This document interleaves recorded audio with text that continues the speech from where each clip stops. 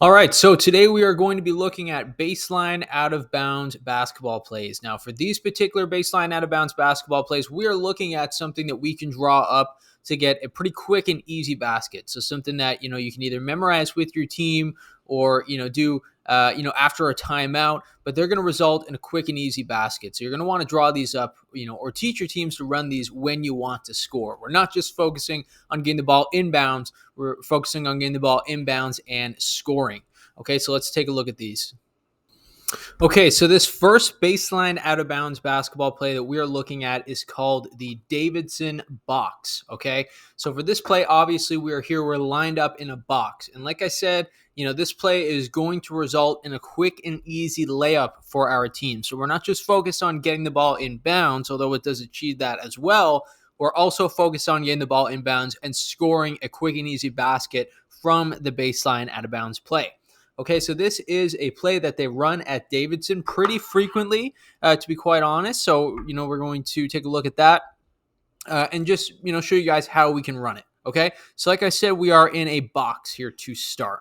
Okay, now what we're going to do when we're in this box is we're going to have our 5 right here. And in this particular play, our 3, both players are going to post up with their arm extended, to the half court line to try to get the ball in from a lob. So we want to kind of lob it into the long arms of number 5, who should probably be our post player, right? Or get it into the hands of number 3. Okay, but let's just focus on this one and getting it onto the ball side. So we're going to get it into the hands of number 5.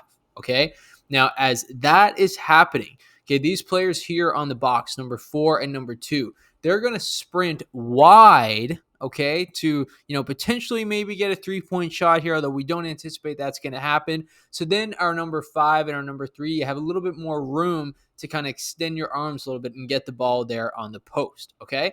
So in this particular situation, let's try to get the ball into number 5. Now, when number 5 is thrown the basketball, they're also going to back up. So as you can imagine right now, they're sealing. They have their arm, like I said, toward that half court line. So when we lob it into them, we're going to have them, move back to about probably the elbow. So let's see if we can lob it in, right? Their defender is back here defending the basket, obviously. So we have a little bit of room to catch around the elbow, okay? As that is happening, the post player, or the player that we have down here, is going to sprint to the 3-point line of the other side of the floor. Okay, so again, that's the opposite side of the basketball.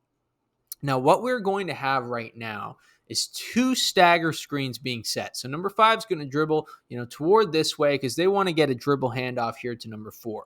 So number 3 then is going to go set a screen for number 4, right? And this is a stagger screen, right? Maybe we'll get that screen to, be set a little bit further back here. Maybe, we're going to meet halfway, right? So number 4 is coming off that screen. And then number 5, right, is going to dribble handoff here to number 4, right? They're going to meet halfway. And then there's another screen. So 5 passes the ball to number 4, right? And then number 5 screens afterwards, obviously, as we do in our dribble handoff action. Okay. Now, before we move on any further, we have to understand that number 1 right now, they're going to just float around right here after they pass the ball inbounds. Okay. And what's going to happen then is number 3, after they set that first screen, they're going to cut to the basket. Number 1 is going to sprint up here and meet number 3. Number 3 is going to cut to the basket and plant. Number 4 is coming off that dribble handoff from number 5, right? Number 4 is coming off that dribble handoff. You're going to have number 3 here wide open. So we're going to feed number 3 the basketball, and number 3 should have a wide open layup there for a basket, okay? So let's take a look at it again. Let's reset, okay, now that we can kind of explain it a little bit less, okay?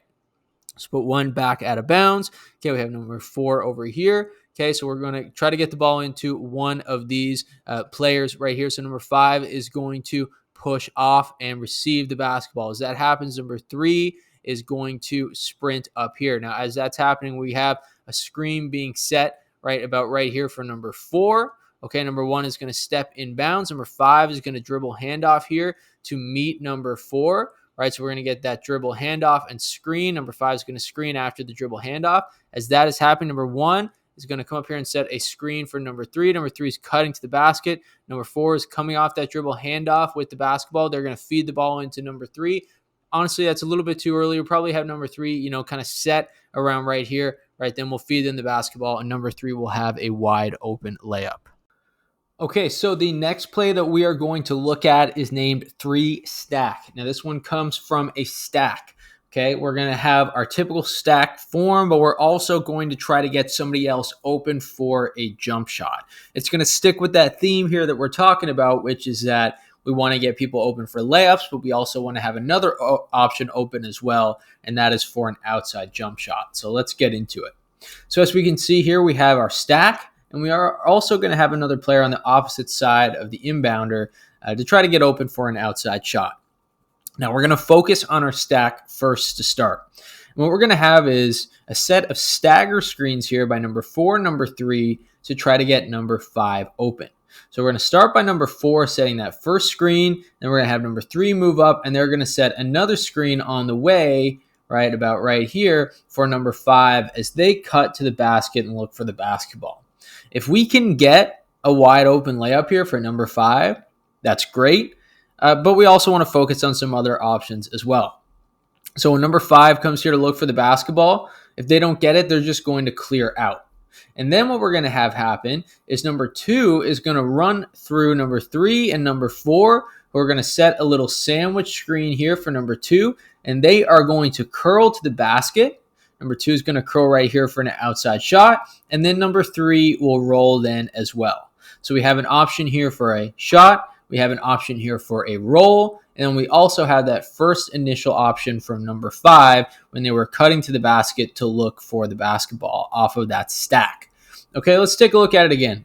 Maybe this time we'll switch around the numbers a little bit. Let's say we have number 3 shooting this time.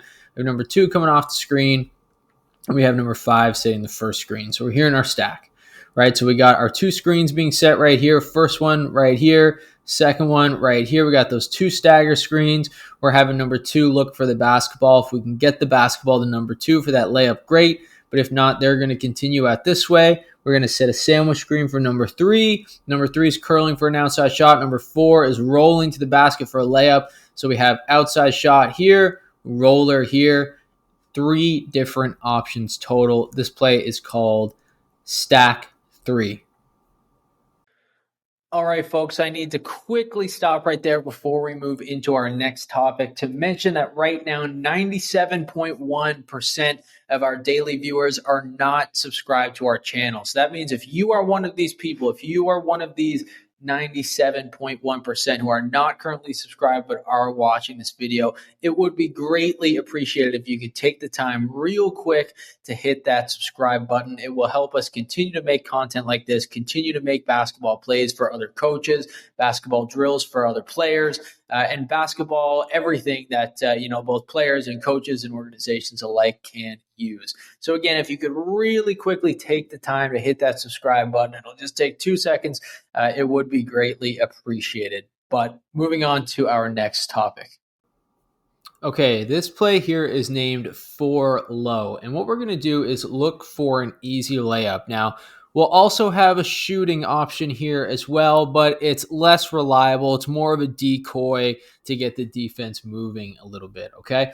So we want the ball to go to number 4, the person closest to the basketball here, and they're the person that we're going to try to get open for a wide open layup. Okay, so what we're going to have to start is we're going to have number 2 right here, and we want number 2 to just curl all the way around. We want number 2 to hopefully bring their defender with them so that they are moving outside the three-point line on the other side of the floor, right? We want to open up the floor as much as we can in this general area because that is where we're going to probably get our wide open layup. Okay, so how this is going to start, we're going to have number 3 come over here and set a screen for number 4. And then we're going to have number 5 about right here, a little bit higher, setting the screen for number 4 as a stagger. Okay, so as that's happening, number 4 is sprinting through these screens pretty quick. And we like to get a little lob pass in here to number 4, right? Or, feed it to number 4 quickly on the way so they can go up for that wide open layup. Right? Again, as that's happening, we have number 2 curling here as quick as we can so we can get this other defender right here that might step in for a help, moving outside the 3-point line as well.